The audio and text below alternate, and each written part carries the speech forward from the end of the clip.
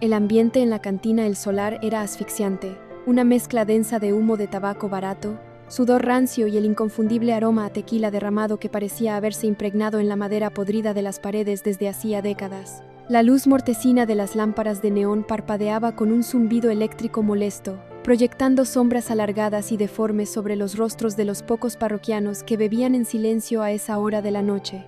En la mesa más alejada, oculta en la penumbra del rincón más apartado del local, Dalila Fuentes tamborileaba sus uñas pintadas de rojo carmesí sobre la superficie pegajosa de la madera. Su respiración era superficial y acelerada. Cada vez que la puerta del bar chirriaba al abrirse, su corazón daba un vuelco violento contra sus costillas.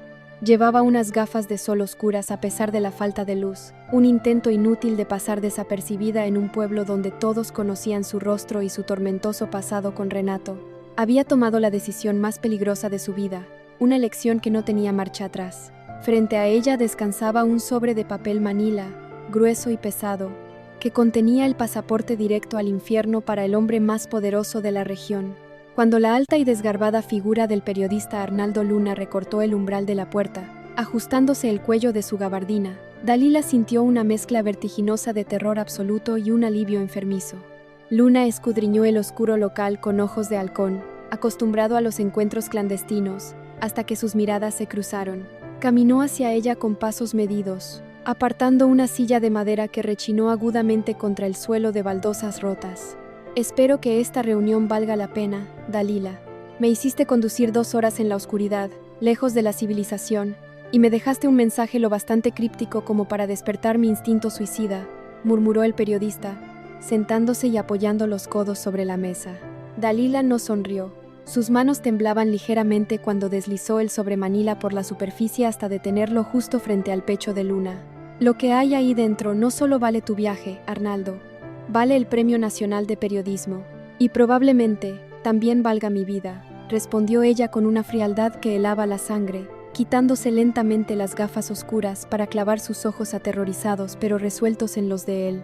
Luna frunció el ceño, su escepticismo inicial resquebrajándose ante la palpable desesperación en la voz de la mujer. Abrió el sobre con cuidado, como si estuviera manipulando un artefacto explosivo a punto de detonar. Al extraer los documentos, la escasa luz del local reveló membretes oficiales, sellos del Poder Judicial del Estado y firmas que pertenecían a jueces y magistrados de la más alta esfera. Dalila se inclinó hacia adelante, bajando la voz hasta convertirla en un susurro áspero y urgente. «Tú entrevistaste a ese criminal, al Trenza. Lo presentaste en tu programa como el verdugo del pobre e inocente ingeniero Renato, como una prueba de que Renato es un monstruo de las pandillas. Pero te utilizaron, Arnaldo. Gustavo Rodríguez te utilizó para limpiar el tablero y preparar el terreno para su propia masacre». Luna pasaba las páginas con avidez, sus ojos abriéndose cada vez más a medida que asimilaba las cifras escandalosas, las órdenes de liberación prematura justificadas por tecnicismos absurdos y los registros de cuentas fantasmas que vinculaban directamente el patrimonio de Gustavo con sobornos masivos a las autoridades penitenciarias. Esto es una orden de liberación bajo fianza para un criminal con delitos graves, firmada por el juez Montero», balbuceó Luna, la incredulidad tiñendo su tono profesional. «Y aquí están los depósitos realizados a la cuenta de la esposa de Montero, exactamente 48 horas antes de que el Trenza saliera caminando por la puerta principal del penal de máxima seguridad», completó Dalila, señalando con un dedo tembloroso la columna de números en el papel. Gustavo sacó a ese animal de su jaula con un solo propósito: destruir a Renato y sembrar el terror en la Hacienda Cruz para obligarlos a malvender sus tierras. El secuestro de esta tarde, Renato está en manos de ese psicópata en este mismo instante. Y si tú no haces público esto antes del amanecer, lo van a asesinar y enterrar en un cañaveral.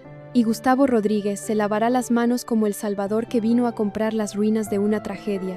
El periodista tragó saliva, sintiendo el peso abrumador de la exclusiva. Era la historia de su vida, pero también una sentencia de muerte. Miró a Dalila con una mezcla de admiración y lástima. «¿Cómo conseguiste esto?» «Gustavo te va a desollar viva cuando se entere». Ella esbozó una sonrisa amarga, cargada de resentimiento. «Fui la amante de su abogado de confianza. Los hombres son muy estúpidos cuando creen que tienen el control, pero ahora no importa cómo lo obtuve. Lo único que importa es que lo transmitas. Sube esto a las redes de tu cadena, interrumpe la programación, haz lo que tengas que hacer. Es la única forma de presionar a la policía y obligar a Gustavo a abortar el asesinato de Renato para salvar su propia reputación. A kilómetros de distancia, en la imponente soledad de su despacho revestido de caoba en la mansión Rodríguez, Gustavo saboreaba la victoria con un puro de importación entre los dedos. El espeso humo azulado se arremolinaba en el aire acondicionado mientras él contemplaba, a través del inmenso ventanal, las vastas extensiones de tierras que pronto llevarían su nombre. El plan estaba saliendo a la perfección. El trenza había ejecutado el secuestro sin contratiempos y el estúpido de Renato pronto dejaría de ser un obstáculo. Sin embargo, la placidez de su triunfo fue interrumpida abruptamente por la vibración insistente de su teléfono móvil de alta seguridad. Al ver el número de su jefe de inteligencia y espionaje, un leve rictus de fastidio cruzó su rostro perfecto. Contestó sin molestarse en ocultar su irritación. «Espero que tengas una buena razón para interrumpir mi descanso, Suárez, Ciceo». La voz al otro lado de la línea sonó tensa, carente de las habituales adulaciones. «Don Gustavo, tenemos un problema crítico. Uno de mis informantes en el pueblo acaba de confirmar que Dalila Fuentes está reunida en este momento con Arnaldo Luna en la cantina El Solar. Llevaba una carpeta voluminosa. Señor, creo que sacó copias de los archivos confidenciales del juez Montero que guardábamos en la caja fuerte de la oficina central». La mandíbula de Gustavo se tensó con tal violencia que los músculos de su cuello resaltaron como cuerdas de acero. El puro se partió entre sus dedos, dejando caer cenizas candentes sobre su inmaculado traje a medida. ¿Cómo demonios permitieron que esa prostituta de poca monta se acercara a nuestros archivos?, rugió, su voz perdiendo por completo la compostura aristocrática. «Quiero a Brian aquí. En este instante. Muévete». Segundos después, Brian, su matón de confianza, entró corriendo al despacho, con la mano instintivamente apoyada en la culata del arma que llevaba bajo la chaqueta. Gustavo no lo miró, sus ojos estaban fijos en el vacío, ardiendo con un fuego demoníaco. Dalila Fuentes se acaba de convertir en un cadáver. Está en El Solar con el idiota de la televisión. Tienes exactamente 20 minutos para interceptarla antes de que esa información llegue a una red de transmisión satelital. No me importan los daños colaterales. No me importa si tienes que volar la carretera en pedazos.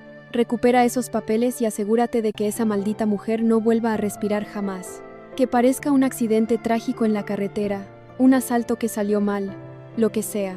Pero si ella llega a un estudio de televisión, tú serás el siguiente en la fosa». Brian asintió con una frialdad mecánica, sus ojos carentes de cualquier atisbo de humanidad, y salió de la habitación a toda prisa, listo para desatar el caos.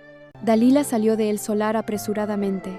El frío viento nocturno le golpeó el rostro, haciéndola temblar no solo por la baja temperatura, sino por la abrumadora carga de adrenalina que corría por sus venas tras entregar las pruebas a Luna, quien ya se dirigía a la ciudad capital por una ruta alterna.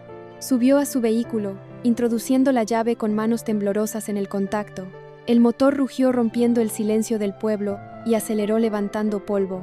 Sabía que Gustavo debía tener espías en cada rincón del valle.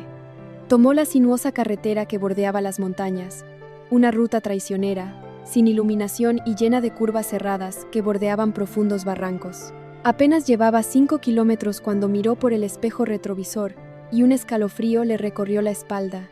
Un par de faros surgieron de la nada, acercándose a una velocidad vertiginosa. Dalila pisó el acelerador a fondo, la aguja del velocímetro subiendo. Los faros se pegaron a su parachoques, cegándola. Era una inmensa camioneta negra, idéntica a las que usaban los sicarios de Brian. El impacto inicial fue brutal, un golpe ensordecedor que sacudió el auto y la arrojó contra el volante. El cinturón de seguridad le cortó la respiración. Gritó, presa del pánico absoluto, mientras luchaba desesperadamente por mantener el control del volante. Los neumáticos chillaron dramáticamente al tomar una curva cerrada, patinando al borde mismo del precipicio. La camioneta retrocedió un par de metros solo para volver a embestirla con mayor brutalidad, destrozando las luces traseras de su coche en una lluvia de vidrios rotos y chispas naranjas que iluminaron la noche.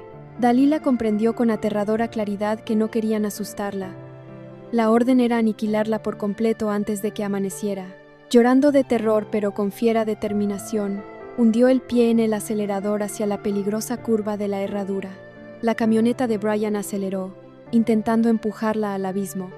Un chirrido ensordecedor de llantas y un estruendo metálico llenaron la noche, dejando su destino suspendido al borde de la oscuridad.